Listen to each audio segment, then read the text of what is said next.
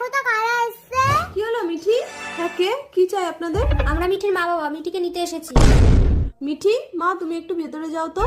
আপনারা এখান থেকে যাবেন না পুলিশ ডাকবো? হ্যাঁ ডাকুন পুলিশকে, আমরাও বলবো আপনার স্ত্রী আমার মেয়েকে চুরি করে এনেছে। দেখুন, আমার স্ত্রীকে গর্ভবতী অবস্থায় রেখে আমি 2015 সালে বিদেশে গেছিলাম। আমার স্ত্রী 10 মাস 10 দিন গর্ভে ধরে মিঠিকে জন্ম দিয়েছে। 2015 সালে ওর যদি জন্ম হয়, ওর বয়স কি এখন 10 বছর? 2020 সালে ওর জন্ম, ওর বয়স এখন 5 বছর। না না, ওর 20 সালেই জন্ম। আরে 20 সালে যদি জন্ম হয়, তোমার পেটে কি মিঠি 5 বছর ছিল? ওই বাচ্চাটা তো নষ্ট হয়ে গেছিল, ওই জন্য তো আমি আবার একটা বাচ্চা নিয়েছিলাম। বাচ্চা নিলে কি করে? 5 বছর তো আমি বিদেশে ছিলাম। মানে দত্তক নিয়েছিলাম। মিথ্যে। সত্যি করে বলো পূজা, মিঠি কার মেয়ে? শুনুন, 5 বছর আগের কথা। মেয়েকে একটু ধরো তো, আমি বাথরুম করে আরে আসি। আমিও তো যাবো, এক কাজ করি মেয়েকে এখানে শুইয়ে দিই, আমিও বাথরুম করে আসি। ওই দেখো মেয়েকে কোথায় শুয়ে দিয়ে গেল। দাঁড়াও, মেয়েকে লুকিয়ে রেখে আজ আমি ওকে মজা দেখাবো। মা, এতটুকু মেয়েকে কে রাস্তায় ফেলে দিয়ে গেল? ভালোই হলো, আমার সন্তানটা নষ্ট হয়ে গেছে।